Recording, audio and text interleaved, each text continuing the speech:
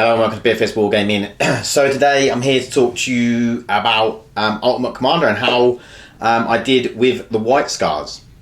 So what I'll do is I'll talk through my list. We'll get straight down into it. I'll tell you a little bit about Ultimate Commander first. Basically it was 6 rounds over 2 days. It was just under a GT because there was only 26 people in the end instead of 28. 28 would have made it a GT. But yeah, it was, the boards looked amazing.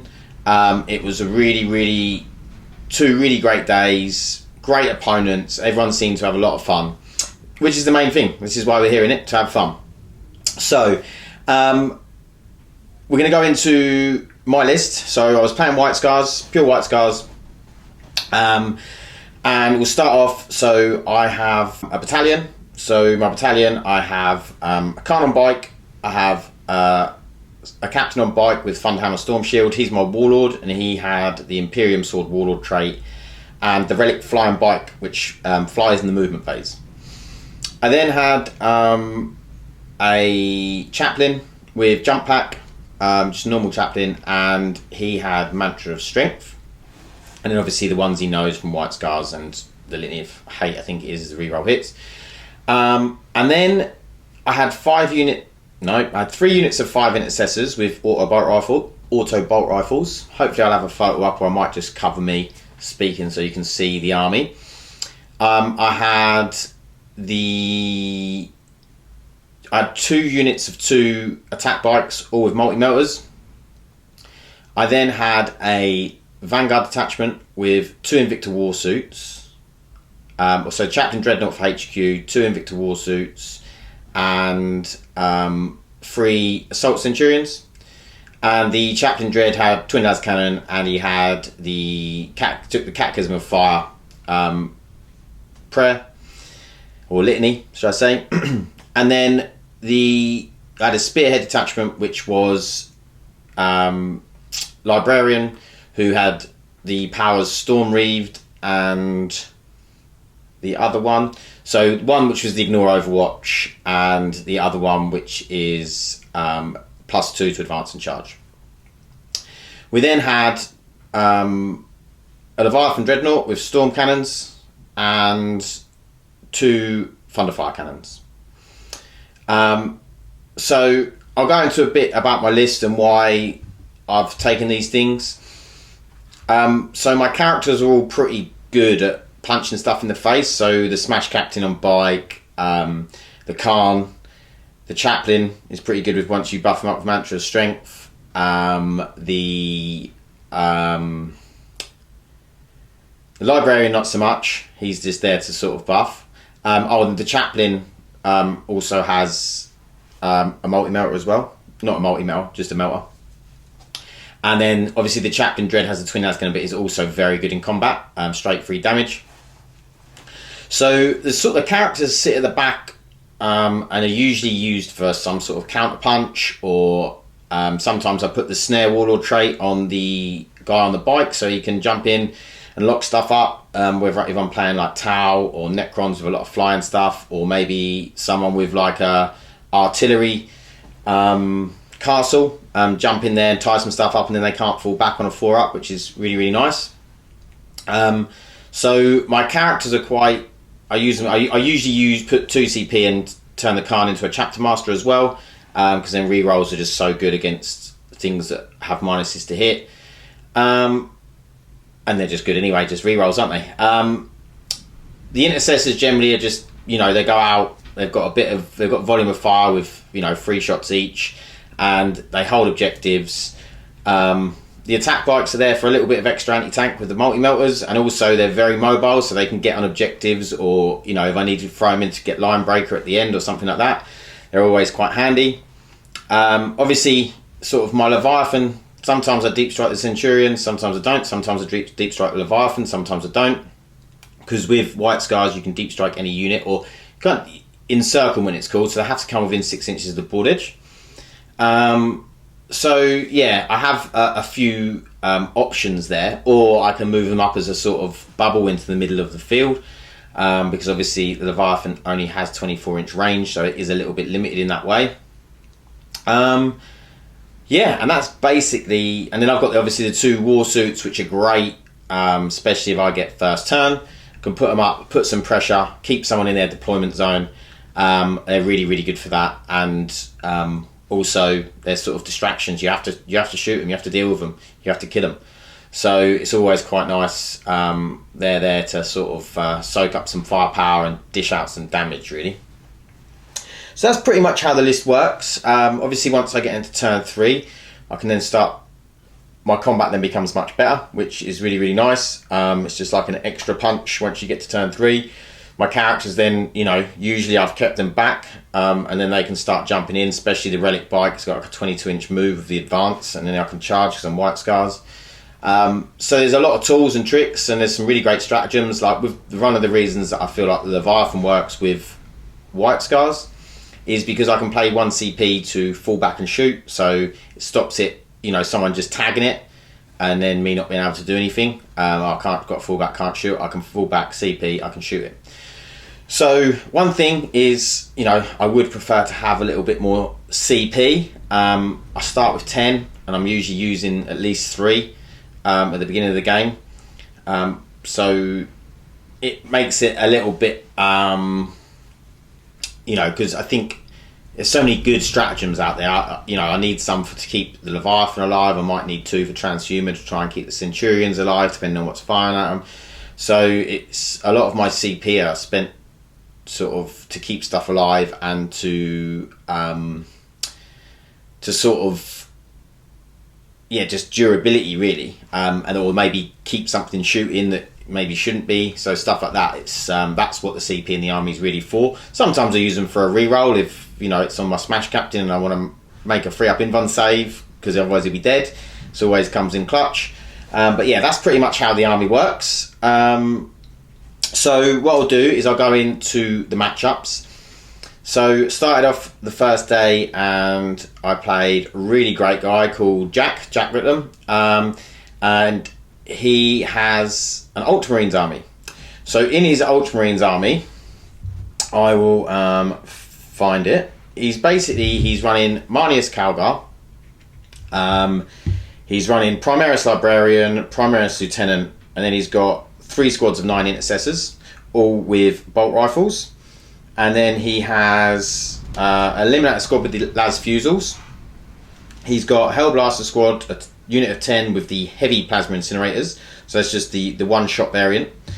And then he has a Vanguard detachment with Tigerius, another Primaris Captain, and then he has a 6-man Aggressor squad and a Redemptor Dreadnought, and a Primaris Ancient. So obviously keep those Hellblasters firing when they die. So I was very fortunate in the terrain on this because it was the best board for line of sight blocking terrain by a country mile. Although all the boards were good, there wasn't really many complaints about boards. They all had good line of sight blocking terrain. It was really, really good. But this one was really good for line of sight blocking terrain. And that suits my army because, I can sort of move up. My range, I'm pretty limited on range with my army. It's only really the las cannon that's got any range. So it allowed me to sort of move up. He's not really getting much shooting on me. And then I sort of closed the trap, if you like. And he was very unfortunate with some rolls. Very unfortunate. He lost all 6 aggressors to my Leviathan, just 1 turn of shooting. And there's no way it should have killed all of them. I would have expected to kill sort of 3 or 4, but yeah, all 6 died, which was huge. That was turn 2, I believe. I'd sort of just plinking Hellblasters off with a bit of Leviathan, a little bit of Thunderfire Cannon shooting. That's also where I get some range. And then the Warsuits. And then it sort of ended up like the Centurions, deep suck Centurions. So the Centurions come in turn 2 as well, killed the Eliminator Las Fusils, then charged in with the Smash Captain into some intercessors. They got wiped off, and I was just sort of accumulating more points because he was getting more and more drawn back into his deployment, and just managed to killed Calgar, I think he ended up with an ancient and a lieutenant left on the board. And then I think he called it, and we just talked through the rest of the game. So yeah, it was unfortunately for Jack not great for the board for him. If it had been a bit more open, he'd have had a better time of things. And I did say to him, though, he should definitely have an apothecary. I mean, it wouldn't have helped him so much in that, but I mean, he could have then got 6 up feel no pains by using the, I think it's called Father of the Future. But also, it'd be really good to put with the aggressors or the Hellblasters and just keep bringing them back to life. So I think he is going to change his list, and he's going to change a few things, add a few things in. So, but yeah, really, really great game, and like I said, really great guy. So moving on to round 2. And I played James. James has, which I will put in the description. He has Instagram, and I think he also has Twitch as well. He's called Hive Fleet Horrors, and he's got a really, really lovely Tyranid army. And so basically, I'll talk through James's army. So he had Broodlord, Swarmlord. He had... Oh, so just as clarify as well, the first 2 missions were Maelstrom. So he had Broodlord, Swarmlord, 1 unit of 20 Gene Stealers, 1 unit of 17. And then he had Kronos. That was Kraken, obviously. Kronos detachment. He had Neurophobe, Tyranid Prime, Ripper Swarms, Termagants, and Tyranid Warriors. And then he had Hive Guard, Carnifex, and an Exocrine. So that was his 2,000 points. And he won the roll-off. I didn't seize.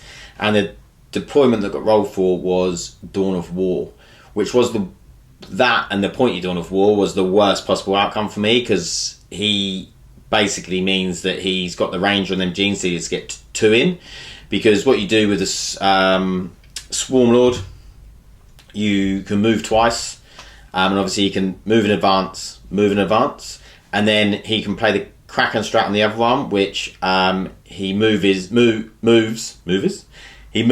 and then doubles his advance. And obviously Kraken, you're rolling 3d6, pick the highest, so you're going to get a 5 or 6 most of the time. So yeah, he rolled a 6, so that's 12. So he had a 20-inch move on them Gene Stealers, so it's 24 inches away. I mean, deployment, you can't really backtable in a Dawn of War deployment, so he was coming into me, I knew that. And things went James's way very much at the beginning. So he got those 2 Gene Stealers in, he killed one of the war suits, and he managed to tag the other one with both units of Gene Stealers, so it couldn't fall back. So good play from him. And so I managed to take out a few. I think I'm not sure if I killed... Oh yeah, I'm pretty sure I got first strike. I'm not sure what I killed though, because I must have fired my Thunderfire cannons at something. Or maybe I just killed some Tyranid Warriors. Maybe I didn't get first strike. But he then was just rolling. He catalysted one of the units, and he was rolling so many 5-ups. It was just gross. I honestly think about 80% of his rolls were 5-ups. So he was losing hardly any Gene Stealers. Obviously, I was like trying to hit him with my intercessors and stuff. So then he kills the Warsuit and some of my intercessors, and then his turn 2, he comes over this like rock, so it wasn't that much like terrain on this one. He comes over this rock and then kills my Librarian and Chaplain, and then I managed to start doing some damage. So I killed his Broodlord. His Broodlord, coming to me, and then my turn 2, I kill his Broodlord. I kill all the rest of the Gene Stealers, and and then I managed to start moving out of my deployment zone. Obviously, I'm pinned back in. I mean, his Carnifex and Hive Guard weren't really in range because I tried to deploy away from them. So he deployed very well. So his shooter units at one end and Geniuses the other. So I knew the Geniuses were going to get into me eventually anyway. So I just decided to take the Geniuses and not have the shooting. His Tyranid warriors were in the middle, so they managed to start getting into range. So then I sort of started to move out. The Leviathan started to do some work, start killing Tyranid warriors. Swarm Lord died. Started killing.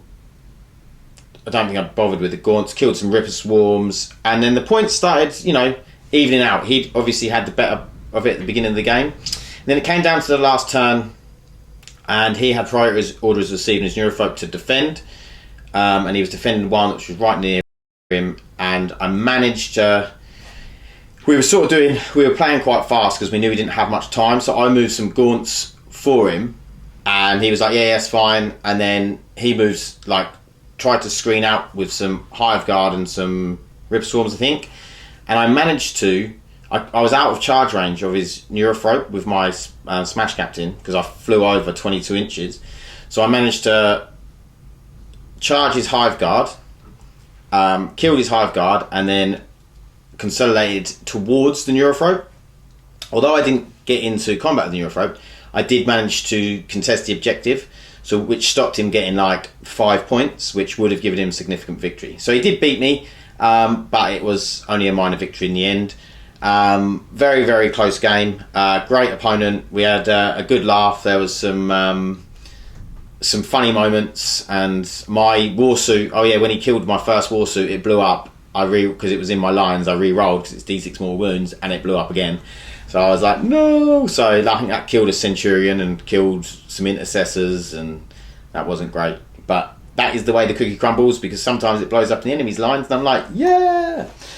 So that's how game 2 went. So I took a minor loss. Now, how Ultimate Commander works is you basically, after the first 2 games, you get seeded in the top 16, and then you're in Ultimate Commander, and then after that you're sort of playing to stay in Ultimate Commander, and if you lose the game, you get put into the plate, and that's how it goes. And it's sort of like more of a tennis style knockout.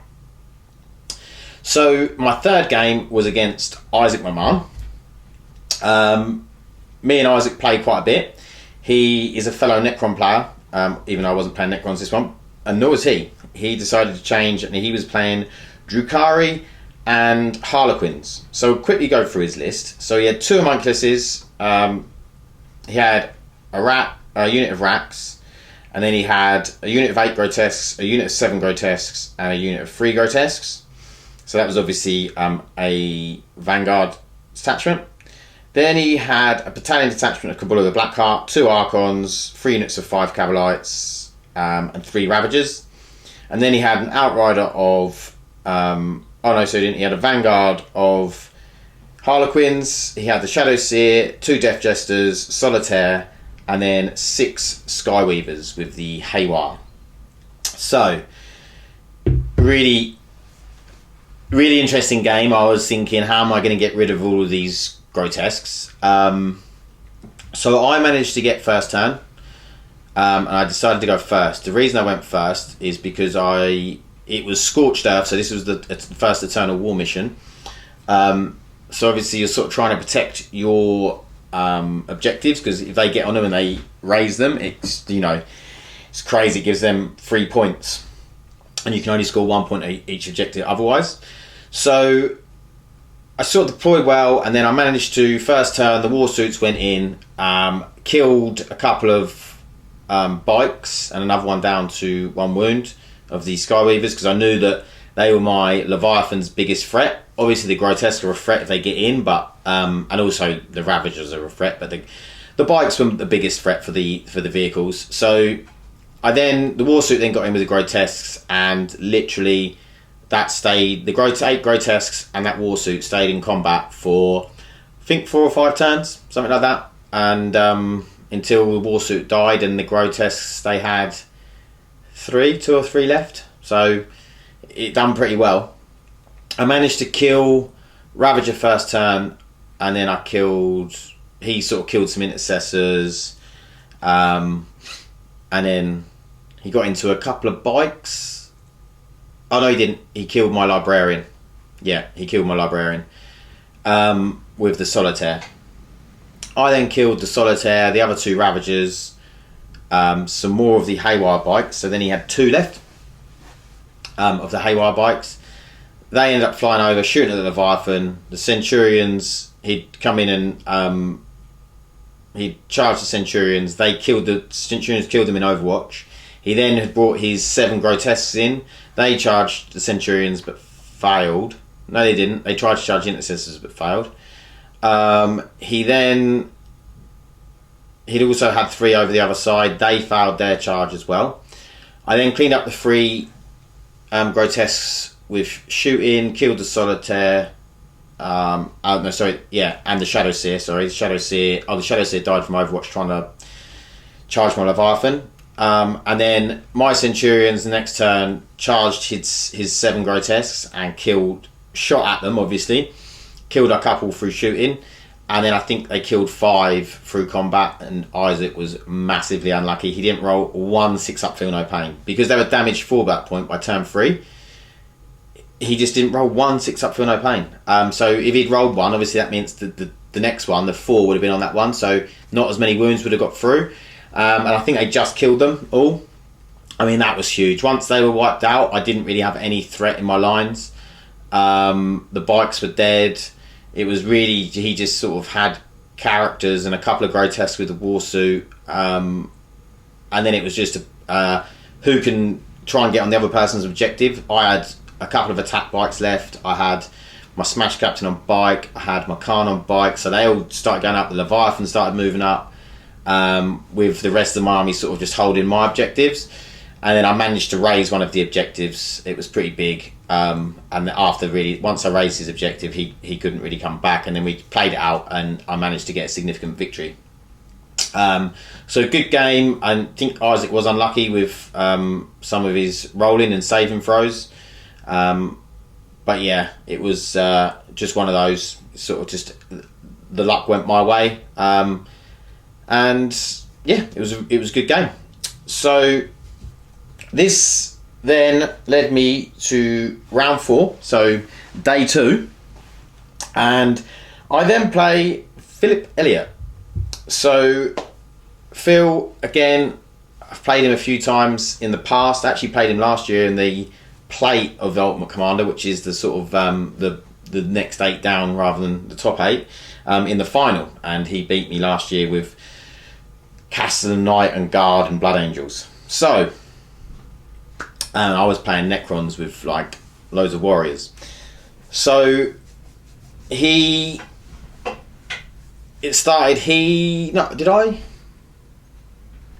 won the roll off, so I went first. He didn't seize, and it was Maelstrom of War. Maelstrom of War was not great for me against Iron Hands, because Iron Hands have some really good cards, and they also have a stratagem where they can put a card straight back into their deck. So if you've got their best card, I think is straight 3 plus D3, so you can basically score 6 points off it, and then you have the ability for 2 CP to put that straight back into your deck. I mean, that's the ability to score 12 points. I mean, that's huge, and I sort of knew I was going to be on an uphill battle in Maelstrom, and I think Andy said next time he's going to, the TO said he's not going to allow faction specific cards, which is what the ETC do, or the WTC now. So I think that's a really good idea, because it does just give an unfair advantage in a competitive game. So I move up. I sort of start trying to apply pressure, because we'll go through Phil's list first. So he is playing Iron Hands, a successor, so he has Master Artisans and Stealthy.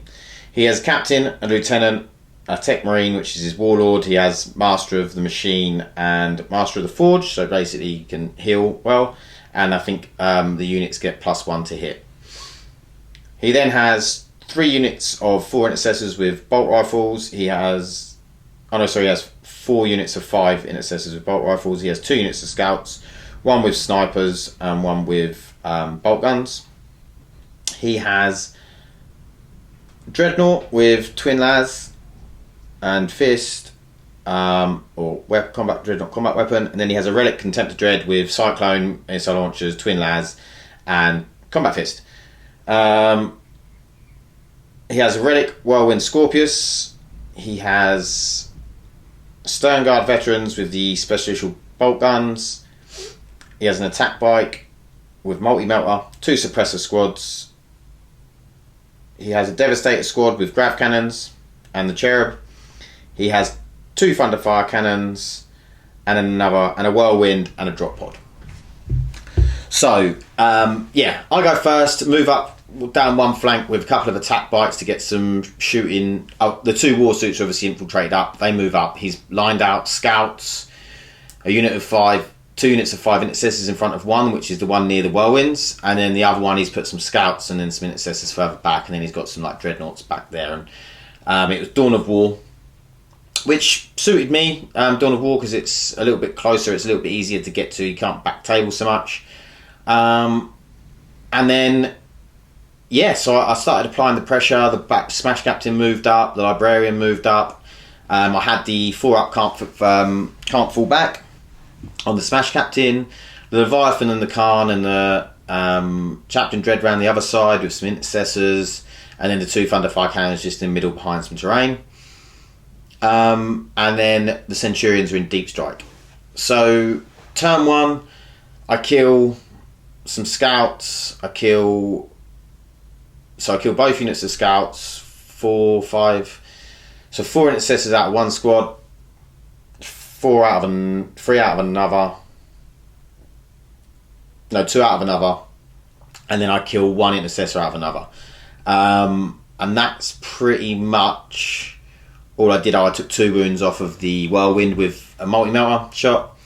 And then his counter back, he drops in the drop pod with Stern Guard and the Devastator Grav. They kill the war suit. So he kills 2 war suits, he kills the attack bikes, and he shot at my Smash Captain because that became the nearest, and I think he took like 2 wounds off it. I don't think he killed... Oh, and he killed 1 of the other attack bikes as well that were on the other side. So he had a pretty good first turn. He pulled out the 3 plus D3 card first turn, which I was like, great. And then second turn, I get the Smash Captain into the Whirlwind and his Tech Marine, and I just whiff so bad. I put all the attacks into the Tech Marine because that was his Warlord, and I just whiffed really, really hard, which is a shame. He then manages to fall the Whirlwind out because I foul the 4 up, can't fall out. He then attacks me with his Captain with the Teeth of Terror, and kills my Warlord. I then pay 2 CP to hit again. I managed to kill his Warlord. So we were both got Warlord. And then my Centurions also dropped in, killed a unit of intercessors. I killed his Grav, his Devastator unit. I killed his Stern Guard. I killed the drop pod with the Chaplain in combat. And then that was about... Oh, and I killed some more intercessors on the other side with the Leviathan. And that was about it. So basically, my Smash Captain dying was a huge thing, because I then, after that, he started like clearing away my Centurions, and so on and so forth. And basically, I just didn't have enough to then close down the Scorpius, and he killed the Centurions. He might have killed some other stuff. And I think he killed the Chaplain, killed the Librarian. Oh no, my Librarian got into combat as well next turn. Shut that down again, but it didn't make a huge difference.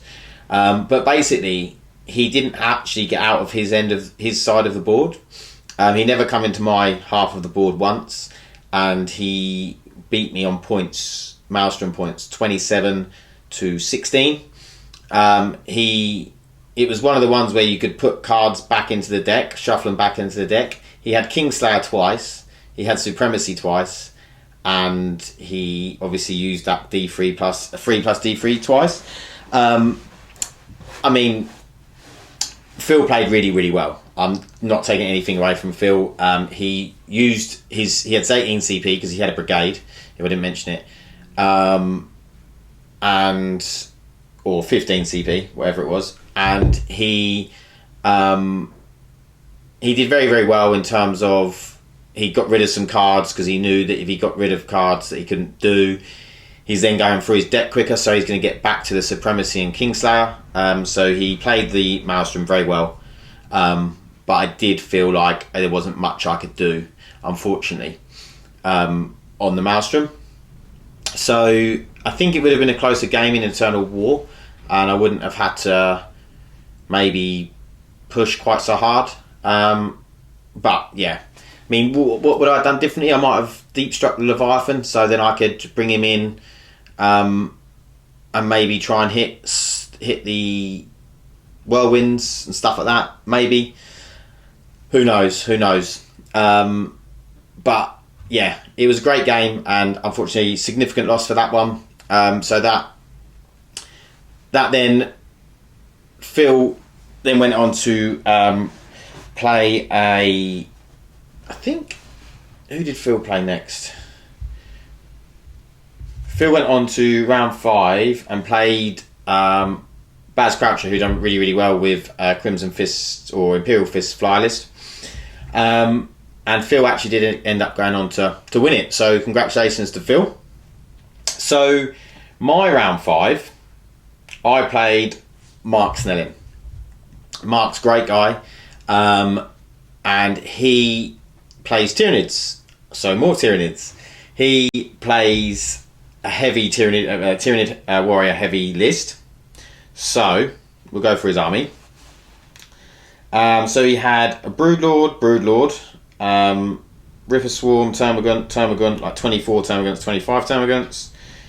He had 6 Ripper Swarms, sorry. And then he had 2 Lictors, an Exocrine. He had, that was in one detachment. And then the other detachment, he's got Tyranid Prime, 9 Tyranid Warriors, 6 Tyranid Warriors. And then he's got a Malanthrope, a Neurothrope, and then he's got 3 Tyranid Warriors, 3 Tyranid Warriors, 3 Tyranid Warriors. Lots of Tyranid Warriors. So, really, really great game in terms of we had a lot of fun playing it. The terrain did suit me because obviously he's got a lot of Dakar in that army, he's got a lot of shooting. Again, I was on that board that I actually played on the first time against Jack. So it was a lot of line of sight blocking, which did help me out. And I managed to sort of just get into the Tyranid Warriors. There was a point where he sort of fouled a couple of charges. Well, no, actually not. No, he didn't. He actually got his Broodlords into my Leviathan. He didn't really do enough, and it managed to drop back. And then I killed both Broodlords. I'd already killed a unit of Termagants in the first round. He'd killed one of my Warsuits, and then my Warsuit, 2 of my attack bikes, and my Smash Captain sort of took over one flank and killed all his Tyranid Warriors on one flank and his Tyranid Prime. He still had a Neurothrope over there, but that was in danger. I had lost a couple of wounds from my attack bikes. And then in the centre, I was sort of taking some stuff off there, so he ended up having 3 units of 3. I dropped the Centurions in at the back. I charged his Exocrine and killed that. He had 9 Tyranid Warriors on the other side that had killed the Warsuit. They were sort of coming up the board. Unfortunately, Mark wasn't feeling well. He said before we started playing that he had quite a bad migraine. And I think, just over the couple of days, it just sort of it hit him quite hard. And it started going my way quite heavily by that point. Mark definitely still had a chance to win it, but this was Eternal War. But yeah, I think he knew it was starting to go my way, and so he was happy to call it. So we just talked it out and talked the points out. So I got a significant victory. But yeah, really great guy, and I look forward to playing him again in the future. So that was sort of short and sweet, and then we move into the last game, which was against Franco McDonald. Franco's actually off Twisted Dice, so check him out. He's done a few battle reports on there with Darren. So Franco was playing a bit of an old school list, actually, with a sort of new twist. So he was playing Poxbringer, Soplity Piper, so Chaos Demons, 2 units of Nurglings, 2 units of 3 Nurglings, 3 units of Plague Bearers, 130, 126, 126, or maybe 27. And then he had Alpha Legion with a Warpsmith, a Master of Possession, 3 units of 10 Chaos Cultists, and a unit of Obliterators. Obviously playing Conceal on them, you're never going to hit them because you've got Plague Bearers to kill. Then he's got Cults of a Legion, Thousand Suns. He's using the Cult of Magic, and he had Ahriman, Demon Prince of Tzeentch, and an Exalted Sorcerer on disc, and Ahriman was on disc as well. So it was Eternal War. It was the one, I can't remember the name, but it's the one where you've got 2 objectives equal distance away from deployment zones, and it was search and destroy the deployment, and then 1 in each of your deployment zones. And if you hold your own, it's 1 point. If you hold your opponents, it's 4 points, and if you hold the ones in the middle, it's 2 points each. So I won the roll off, and Franco, after the first turn, said, "I've deployed way too defensively," which I agreed he did. So he deployed his Plague Bearers about 5 inches back from his deployment zone, because I had the 2 war suits coming up, and obviously the 2 objectives were sort of like in the corners of the board that weren't our deployment. So my attack bikes got round to each of the objectives quite easily. He deployed some. He infiltrated some Nurglings over near one of the war suits. So that war suit sort of turned around and went back because he deployed so defensively. I was like, I'll just turn around and go back. So he also he had the detachment, the Vigilus detachment, where you can shoot at the end of your movement phase. So he shot my war suit at the end of the movement phase with the Obliterators, and he only done like 4 wounds or something, 3 or 4 wounds. So yeah, I killed a couple of units of Cultists first turn and a couple of Plague Bearers, nothing with the war suit. And on the other side, I killed all but 1 of the 6 Nurglings, so he had 1 left, and I sort of made it so he wouldn't be able to get on the objective. Because he'd have to fall back, so he couldn't advance. Then he started sort of obviously pushing out, killed the other war suit. That's basically all he done, was killed that war suit, I think. And then I killed the other Nurgling. I killed some more Plague Bearers. And that was sort of my turn too. And by this time I'd got 5 points from the first 2 turns, because you score at the end of the battle round. And then he moved up again. He then shot my Leviathan, dropped in. Oh no, his turn 2. Yeah, he moved up.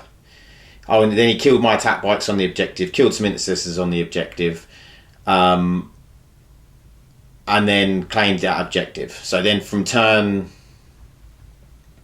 No, he didn't claim the objective turn 2, he claimed it turn 3. And then turn 3, my turn 3, I just killed more Plague Bearers, a few more Plague Bearers, couldn't really get to any characters or anything. He concealed the Obliterators, just carried on, sort of moved the war suit around, but made sure I screened out so he couldn't get near the other objective, because he had 1 of his units of Plague Bearers in Deep Strike.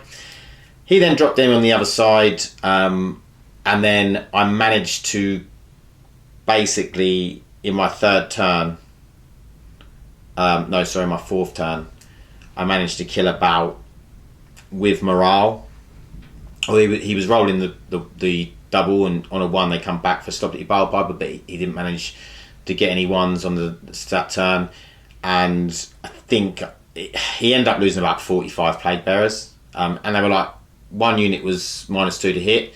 I managed to null zone one of them, but he obviously took them away from the null zone, so that only lasted for some flamers basically. I then Hurricane bolted them with the Centurions, I Leviathaned them, I put everything I could into them, shot some auto bolt rifles into them. So yeah, a lot of DACA, but he ended up losing it. And then it was obviously towards the end of the day. I was 10 points ahead because of the first 2 turns, or 9 points ahead because of the first 2 turns. So he decided to call it. So we talked it through. I got a significant victory. But Frank's a really nice guy. I've actually played him before, and it was I think if he hadn't deployed so defensively, it would have been a lot tighter game, because he could have got on their objectives a lot quicker. But I think he realised straight away after he'd done it, like after turn 1, he was like, I've deployed too defensively here. So it's one of those things, you learn from these things. But obviously also Space Marines have a lot of re-rolls which mitigate a lot of the -1 against the Plague Bearers. But we'll wait and see what ends up happening with the Demon's Psychic Awakening. Maybe, I'm not sure what's going to happen there. So we'll have to wait and see what happens. But if you managed to make it to this point, have listened to me ramble about my games, well done. I hope you enjoyed it. It was a really, really great tournament. I really enjoyed it. The boards were great. The opponents were great. All the armies looked fantastic. Chris from Bowtie Painting was there with his awesome Orc army. Tom Mybrow was playing his Thousand Suns with Magnus, which looked fantastic. Just loads and loads of great armies and great opponents, and it's a shame that Iron Hands won, but such is life after the nerf. But they have definitely been affected in a big way by that, and it's an amazing thing. And I think Phil played really, really well, and he played his army really, really well. So well done to Phil. Lee Hall came second with his Raven Guard Centurions and some aggressors and stuff. So he done really well. So yeah, there was some great lists and great guys. If you enjoyed it, please like and subscribe. I'm actually going to another tournament, which is a 50-man GT in Romford this weekend. So I'll hopefully do another tournament report next week and let you know. I'm going to be taking the same list, so I'll let you know how them White Scars get on. There's going to be some really, really, strong opponents and strong lists. I know Conrad's going, who just recently won the Northeast Open with his Eldar. So, yeah, it should be very, very interesting. I've sort of seen some of the lists which are going, and they look very, very competitive. So, I'll let you know how that goes. But yeah, I went 4-2 over the weekend, so I'm pretty pleased. I'm pretty pleased with how I performed. So a couple of games which, maybe different mission, different deployment. Maybe if I slightly deployed differently, I could have won those games. So I feel pretty good about the army. But thanks for watching. Stay lucky, and I'll see you in the next one. Thanks. Bye.